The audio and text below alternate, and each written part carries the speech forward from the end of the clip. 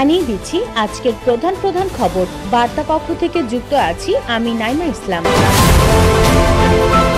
ধ্বংসস্তূপের উপর দাঁড়িয়ে রমজানকে স্বাগত জানালো গাজাবাসী। ইসরায়েলি জাহাজ আটক করল ইরান, ছবি প্রকাশ।